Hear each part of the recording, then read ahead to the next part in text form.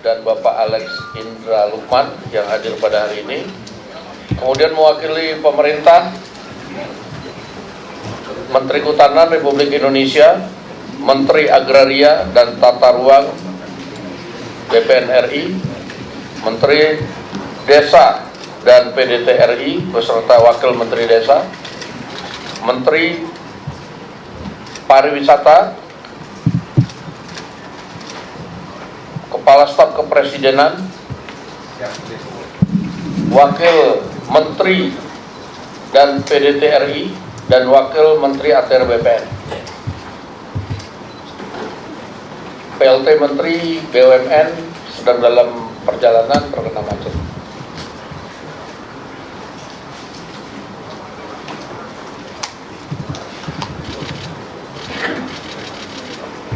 Baik, untuk mempersingkat waktu, mungkin ada yang ingin disampaikan dari teman-teman KPA. Waktu saya persilakan. Ya, terima kasih. Assalamualaikum warahmatullahi wabarakatuh.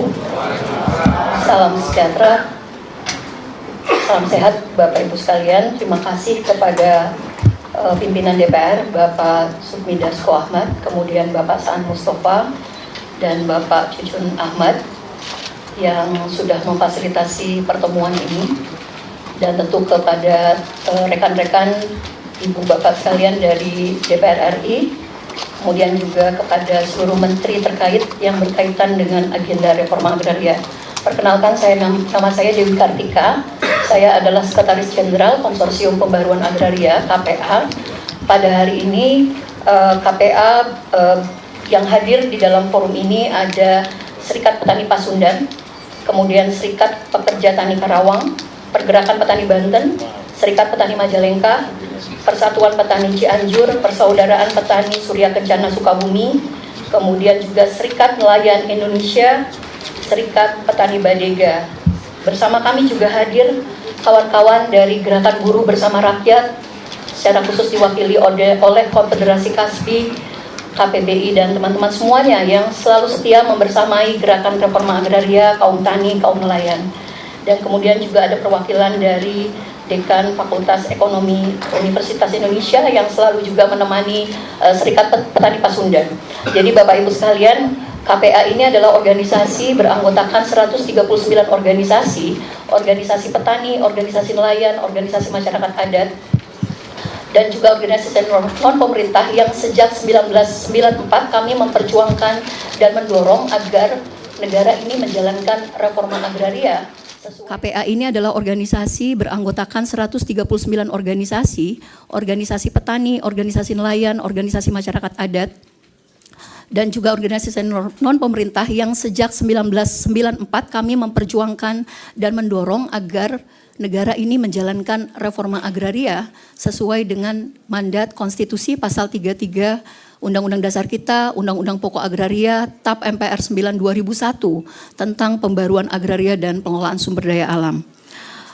Kami pada hari ini tentu berterima kasih kepada pimpinan DPR yang sudah memperkenankan untuk berdialog dan memfasilitasi juga untuk bertemu dengan para menteri, Bapak Menteri, Menteri Agraria, Menteri Kehutanan, kemudian ada juga Menteri Desa, Menteri Pariwisata, kemudian juga PLT Menteri BUMN yang dalam perjalanan, dan Kepala Staf Kepresidenan. Terima kasih sudah berkenan hadir. Kami mengapresiasi. Jadi Hari Tani Nasional ini adalah hari yang sangat bersejarah bagi kami, kaum tani. Ini ibarat lebarannya kaum tani. Jadi mungkin ini sangat ada kekesalan, tapi juga tentu berterima kasih karena pada akhirnya kami dibukakan pintu, kurang lebih diberikan tempat kursi 100 orang agar petani bisa masuk karena jarang kami bisa menikmati gedung DPR RI ini. Terima kasih. Jadi tadi teman-teman petani langsung berfoto karena memang ini momentum yang jarang. Jadi Hari Tani Nasional ini ada kepresnya, Bapak Ibu sekalian. Meskipun pemerintahan seringkali melupakan bahwa ada yang namanya Hari Tani Nasional pada tanggal 24 September yang menandai lahirnya Undang-Undang Pokok Agraria yang sebenarnya oleh para pendiri bangsa kita untuk memperbaiki residu kolonialisme pada saat itu yang sudah memporak-porandakan sumber-sumber agraria kita, bagaimana negara ingin memulihkan terutama hak atas tanah kepada rakyat yang pada masa lalu dirampas. Nah, 65 tahun Undang-Undang Pokok Agraria justru masih diingkari, diabaikan, tentu kalah dengan banyak undang-undang sektoral, Undang-Undang Kehutanan, Undang-Undang Minerba, Undang-Undang Cipta Kerja yang justru memunggungi petani, memunggungi nelayan, masyarakat adat dan perempuan di pedesaan. Nah, kami ingin menyatakan bahwa di Hari Tani Nasional ini tentu ingin juga menyampaikan selamat Hari Tani Nasional kepada seluruh kaum tani di Indonesia. Jadi selain kami melakukan aksi peringatan Hari Tani Nasional di Jakarta, kita juga melakukan aksi di berbagai daerah di tingkat provinsi dan kabupaten karena memang KPA ini tersebar di berbagai provinsi. Sebenarnya ini sebagai bukan hanya seremonial, tetapi kami ingin mengingatkan bahwa ada mandat konstitusi kita, mandat UU-PA yang tidak kunjung dijalankan. Kami organisasi yang sejak 94 mendorong ini dan kita sudah punya pengalaman bersama-sama dengan kementerian dan lembaga bagaimana mendorong upaya negara ini untuk memastikan ada kedaulatan agraria, tidak saja keluar tapi juga ke dalam. Bagaimana tanah untuk rakyat, bumi, air, kekayaan alam untuk sebesar-besar kemakmuran rakyat itu bisa diwujudkan. Nah, kami ingin menjelaskan bahwa judul dari pernyataan sikap kami adalah rakyat dan kekayaan bangsa setiap hari dijarah. Presiden dan DPR RI harus segera menjalankan reforma agraria sejati sekarang juga. Kenapa kami menyatakan ini? Bahwa peristiwa-peristiwa sebelumnya dari sejak aksi 25, 30 dan seterusnya itu tentang penjarahan-penjarahan kepada para pejabat sebenarnya yang sunyi dan luput dari pemberitaan adalah penjarahan tanah-tanah rakyat, kekayaan alam di pedesaan. Ini adalah isu-isu, ini adalah penjarahan nyata di lapangan. Bagaimana petani, nelayan, masyarakat adat kehilangan tanahnya, nelayan kehilangan aksesnya ke laut, wilayah tangkapnya di kapling-kapling, dan konsesi-konsesi itu terus berdiri, bahkan puluhan tahun. Jadi ini adalah serikat-serikat tani yang sebenarnya bukan baru, sejak dari Orde Baru, sudah menguasai tanah, sudah menjadi kampung, sudah menjadi desa definitif, sudah menjadi ada sekolah, ada masjid, ada musola, ada gereja, ada fasilitas umum, fasilitas sosial, dan pemerintahan desa. Tapi tidak kunjung dimerdekakan.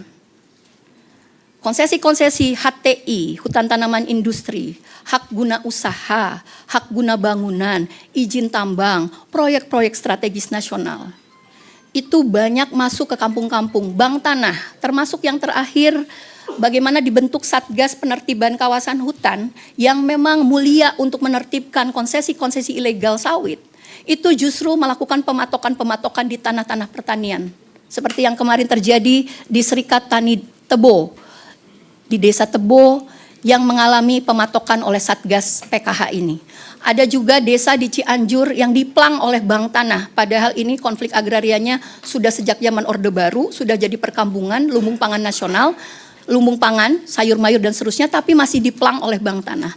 Jadi Bapak Ibu sekalian, ini ada beberapa presentasi yang ingin saya sampaikan, tetapi sebelum itu kami ingin menunjukkan realita di lapangan lewat video dulu. Sebelum ke beberapa slide ini, mohon ditayangkan ada 2 video yang menunjukkan realitas di lapangan tentang akibat dari jika reforma agraria tidak kunjung dijalankan.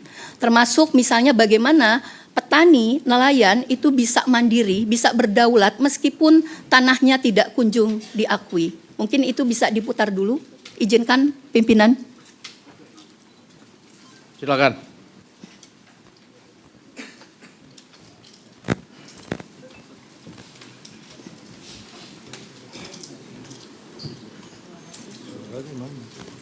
Audionya mana audio?